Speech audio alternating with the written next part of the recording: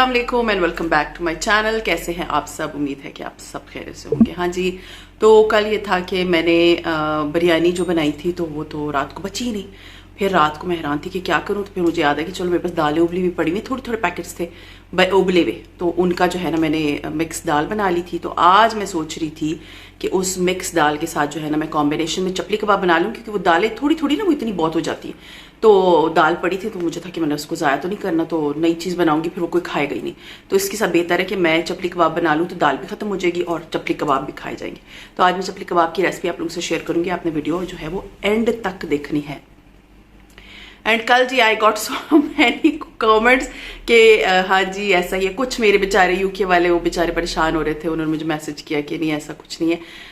बस सिर्फ एक हम्बल रिक्वेस्ट है कि जो मेरे इंटरनेशनल सब्सक्राइबर्स हैं ना, उनको ये ख्याल होना चाहिए कि दूसरा बंदा वेरी बिजी है, उसका टाइम नहीं वेस्ट करना। अगर आप लोग सिंसियर नहीं, आप लोग सिंसियर की बात नहीं, आप लोग ईजी नहीं, आप पहले बोल दें। आपको पता होना चाहिए कि यहाँ पर महंगाई बहुत सख्त आई हुई है और यहाँ पर चीज़ें महंगी है। तो अगर आप लोगों ने चीज़ कुछ बनवानी है तो दैट विल कॉस्ट यू। जो है यहाँ पर ना तो शॉपकीपर्स मेरे रिश्तेदार है कि मुझे 3-4 हज़ार में कुछ बना के देंगे। खैर वो कल स्टोरी मैंने आप लोगों को सुना दी थी, उसको मैं नहीं रिपीट करूंगी। बस थैंक यू सो मच। कल बहुत सारे मुझे मैसेज आए कि जस्ट बहुत से लोगों ने कहा कि जी यू आर राइट, यहाँ पर जो है माचिस के डब्बे की जो है वो प्राइस डबल हो गई है, तो और चीज़ों को तो रहने दे।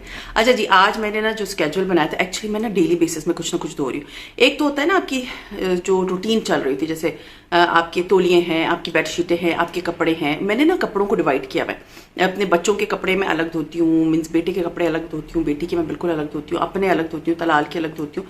तो मशीन में अलग अलग हर के कपड़े लगाती हूँ। लेकिन आजकल जो है ना मैंने अपने घर की डीप सफाइयाँ शुरू की हुई हैं, जिसमें मैं पर्दे भी धो रही हूँ। मैंने अपने 3 कमरों के पर्दे धो लिए हैं। इंशाल्लाह ताला कल मैं शायद अपने बेटे के कमरे के पर्दे धोऊंगी, तो वो भी मैं आप लोगों को बताऊंगी कि मैं किस तरह करती हूँ। आज मैंने जो है मैं कल नमाज पढ़ी थी, तो नमाज में जो है ना मैं पढ़ते पढ़ते जी मुझे फील हुआ कि मेरी जाय नमाज थोड़ी सी ना मैली हो गई है। ये मेरी जाय नमाज है, ये मेरी फेवरेट जाय नमाज है। मेरी इसलिए फेवरेट जाय नमाज है क्योंकि इसमें मैंने मदीना और मक्का में नमाजें पढ़ी। एंड बिलीव मी, मेरा किसी को पहले हमने सोचा था ना कि जैसे हम आएंगे तो हम नमाज वहीं पढ़ेंगे और उन्हीं जाय नमाजों को फिर हम बांट देंगे, लेकिन वो फिर हमने नहीं किया। लेकिन ये जाय नमाज ऐसी है कि एकदम मेरा दिल आया था इसको किसी को दे दो, लेकिन obviously this is my favourite. और एक और जाय नमाज है जो कि मेरे हस्बैंड की है, वो उनकी फेवरेट है। तो ये कि हमने मक्का मदीना में इस पर नमाज पढ़ी थी, तो हमारा दिल नहीं चाहता उसको कुछ करने का या देने का। तो ये मुझे आदत है, मैं ना नई जाय नमाज खरीदती हूँ और फिर अपनी जो यूज़ कुछ दिन में इतनी ज़्यादा तो जाय नमाज आप यूज़ नहीं करते, उसमें बैठते तो है नहीं, सिर्फ नमाज पढ़नी होती है। तो फिर मैं वो किसी ऐसे बंदे को दे देती हूँ जो नमाजी बंदा होता है। तो वो ये होता है कि वो उसमें नई नई जाय नमाज मैं इस तरह देती हूँ। ये मैंने कभी इधर शेयर नहीं किया, but I do this. But ये है कि ये वाली जो जाय नमाज है ना, इट्स माय फेवरेट। और ये मैंने लेलन कंपनी से ली थी, ठीक है। मैंने बहुत अच्छी ली थी, बहुत अच्छे प्राइस में ली थी। 1600 आई थिंक मैंने ली थी। बहुत प्यारी, मैंने रमज़ान में भी आप लोगों को दिखाई थी। बहुत सी क्वेरीज आती हैं इस जाय नमाज के लिए, तो बहुत प्यारा सा कलर है, कॉम्बिनेशन इज़ वेरी डिसेंट। और ये वाली ना मैंने लेलन कंपनी से ली थी, और अब ये आई थिंक ये 2500-3000 की होगी, मुझे नहीं पता। अच्छा, ये जो है ना इसको मैंने आज वॉश करना है। क्यों वॉश करना है? क्योंकि ये जो सजदे वाली जगह है ना और जिधर हाथ रखते थे, ये थोड़ा सा ना लाइट हो गई, पीली पीली सी हो गई है। तो मुझे था कि मैं इसको अच्छी तरह से आज वॉश कर लूँगी। और ये बिल्कुल मैंने जाय नमाज और कपड़ों के साथ मैं वॉश नहीं करती, इसको मैं पानी में भिगो दूँगी और फिर मैं इसको हल्का सा वॉश करूँगी, साफ़ हो जाती है। तो ये वाली जाय नमाज की क्वालिटी जो है ना, it is very rough and tough time, क्योंकि एक तो ये बैग बन जाता है। मैंने आप लोगों से पहले भी शेयर किया था, ये जो लटक रहा है ना, ये बैग बन जाता है। और इसके साथ बैग भी था, वो अभी भी मेरे पास पड़ा हुआ है। जैसे कहीं जाना है आप इसको साथ ले जाए। पहले मैंने सोचा था इसको मैं गाड़ी में रखूंगी, समटाइम्स यू नीड जाय नमाज। जैसे हम रमज़ान में इफ्तारी करने गए थे, तो हमें जाय नमाज की नीड पड़ी थी उस रेस्टोरेंट में, और फिर हम घर में ही भूल आए थे। तो मेरा दिमाग में था कि मैं एक अदद जाय नमाज जो है ना अपनी गाड़ी में रखूँगी ज़रूर।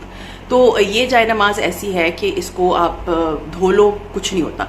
मुझे खाड़ी की जाय नमाज़ों के लिए ना थोड़ा सा मीन्स क्वेरीज आई थी, और मैंने को जाय नमाज खरीदनी है। वो जो जाय नमाज है, आई थॉट कि वो इस तरह के मटेरियल की होंगी, जैसे कॉटन की होती है, लेकिन वो कॉटन नहीं है। वो जो है वेलवेट की जाय नमाजें हैं, वो बहुत खूबसूरत।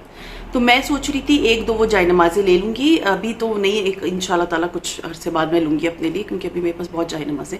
तो मैं कुछ अपने घर से निकाल लूँगी जाय नमाजें, जो नमाजी लोग हैं मैं उनको दे दूँगी, वो उसमें नमाज पढ़ेंगे। तो अभी फ़िलहाल मेरे पास जाय नमाजें हैं। विद इन 2-3 मंथ्स में be I will be buying 2 more जाय नमाज है, तो वो जाय नमाज अगर खादी की आपने लेनी है ना, तो वो एक कॉटन मटेरियल नहीं है, वो जो है वो वेलवेट वाली है। और सना सफीनास की भी जाय नमाज कल मैंने देखी थी, बट उसकी तो प्राइस ही इतनी हाई है, वो तो 5-6 हज़ार रुपए की सिर्फ एक जाय नमाज थी। खादी की जाय नमाज 2200 रुपए की, और ये वाली जाय नमाज भी अभी आपको तकरीबन 2500-3000 तक की मिलेगी। बट सना सफीनास की जाय नमाज वॉज वेरी एक्सपेंसिव। हर जाय नमाज अपनी नमाज पढ़नी होती है, उसके लिए तो इतनी लग्जरी ब्रांड नहीं चाहिए होती है, लेकिन ये कि थोड़ा प्यारी सी है ना, टिपिकल जाय नमाज से बहुत डिफरेंट है। मैं तो खैर मक्का में, मदीना में जब मैं थी तो क्लॉक टावर वाली भी मैंने जाय नमाज़ें देखी थी। आई डोंट थिंक सो कि जाय नमाज पे क्लॉक टावर होना चाहिए, बट ये कि वो लोग पढ़े होते हैं नमाज, बट ये कि हर एक का अपना होता है। लेकिन ये कि ये बहुत प्यारी जाय नमाज है, बहुत मेरी फेवरेट जाय नमाज है। और इसको मुझे याद है कि मैं इस तरह पकड़ के जो है ना वो जाती थी मदीना और मक्का। तो ये है कि ये आज मुझे था कि मैं इसको वॉश करूँगी, और मैं हमेशा अपनी जाय नमाज जो है ना कुछ दिनों के बाद या लाइक महीने के बाद मैं ज़रूर वॉश करती हूँ। उससे ये होता है कि इसको मैं वॉश किस तरह करूँगी, मैं इसको फिर कम्फी में डालूंगी, कम्फी ज़रूर डालूंगी, उससे बहुत अच्छी खुशबू आना शुरू हो जाती है। तो या फिर आप इतर लगा लें अपने जाय नमाज को अगर धो लेने की बात, तो वो ये होता है कि जाय नमाज से बड़ी प्यारी खुशबू आती है। और वैसे भी 1-2 दिन बाद जुम्मा है, तो मुझे कि इससे पहले मैं अपनी जाय नमाज धो लूँ। तो खैर ये सारे काम थे। अभी मैंने चपली कबाब बनाने, और हाँ जी मैं लाइमलाइट गई थी, नॉट लाइमलाइट, बीच ट्री। मुझे असल में जाना था अपने लिए कुछ देखने, बेटी के लिए स्पेशली, क्योंकि अभी गर्मियाँ आ रही है ना, उसका पिछले साल तक वो मोस्टली जो है वो जीन्स और टी शर्ट्स पहनती थी। अभी वो इस साल उसको बड़ा शौक चढ़ा हुआ है कुर्तों और कमीज़ों का। तो पिछले साल आपको याद होगा मैंने मोरबाग से जो है ना वो कपड़े लिए थे। तो इस दफ़ा भी मैं गई थी बीच ट्री, और मैं आप लोगों के साथ वो शॉपिंग शेयर करूँगी। तो आपने वीडियो जो है ना वो एंड तक ज़रूर देखनी है कि मैंने जो है वो बीच ट्री पे जाके क्या क्या देखा था। सो खैर अभी मैं जाती हूँ, इसको मैं वॉश करती हूँ और अपने किचन में जाके तो अपने काम शाम स्टार्ट करते हैं।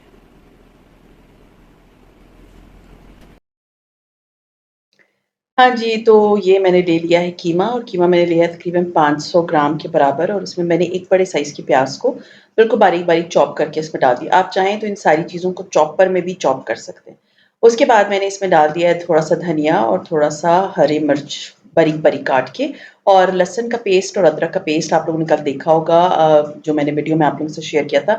सीरियसली इतना कन्वीनिएंट हो जाता है जब आपने इस तरह लहसुन और अदरक का पेस्ट बना के रखा होता है। और आज जो है मैं अपने घर के मसाले नहीं यूज़ करी, ये ग्रोसरी में जो है ना चपटी कबाब का मसाला मैं बहुत पहले लेकर आई थी, तो मुझे था ऐसा ना एक्सपायर हो जाए, तो इससे बेहतर है कि मैं इसको यूज़ कर लूँ।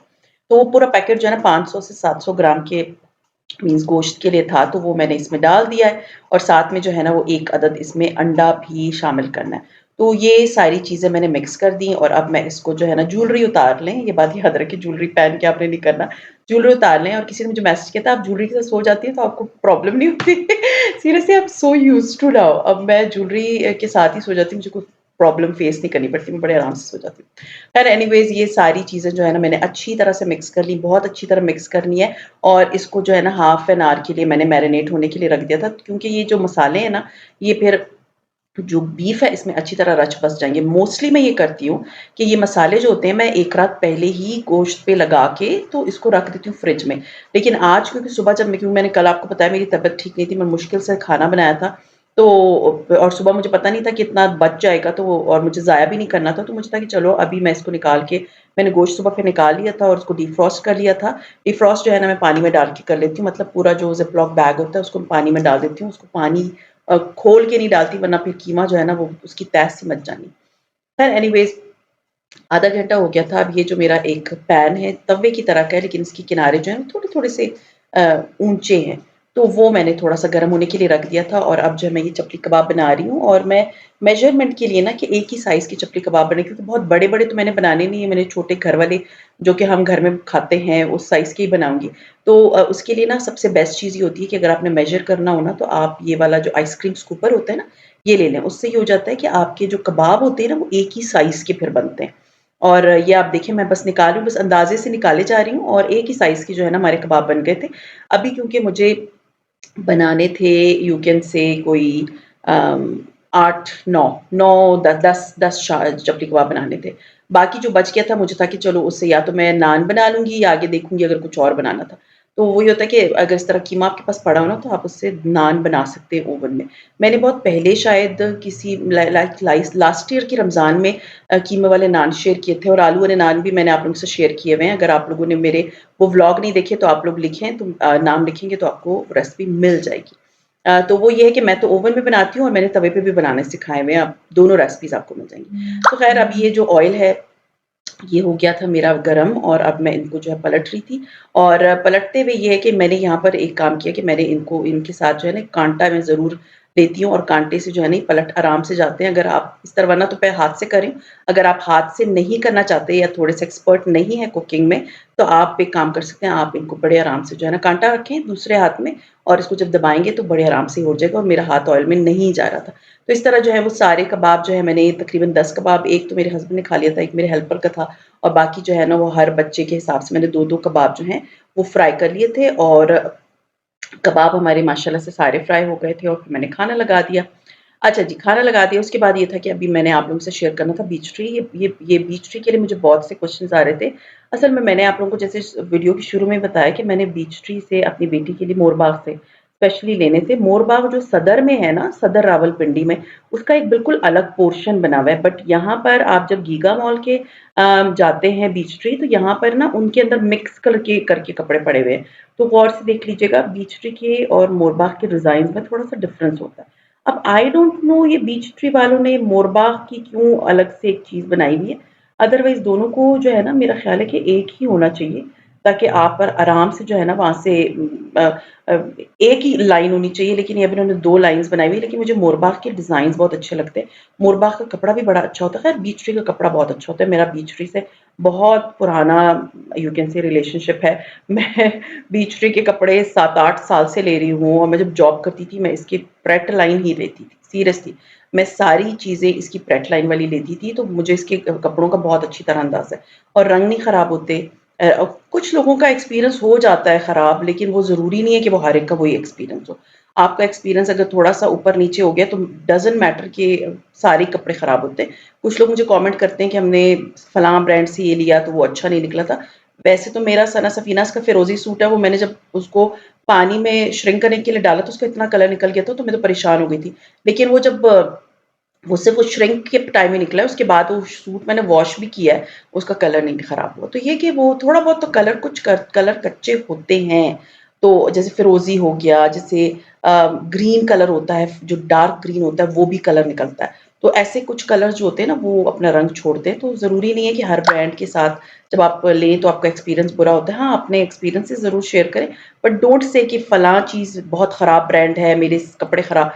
मेरा खुद का हुआ हुआ है। ये है कि मुझे ये कोई पेट प्रमोशन नहीं होती, मैं आप लोग से जो-जो चीज़ें बिल्कुल रियलिटी बता रही होती हूँ कि मैंने लिया था, फलाँ चीज़ अच्छी नहीं निकली थी।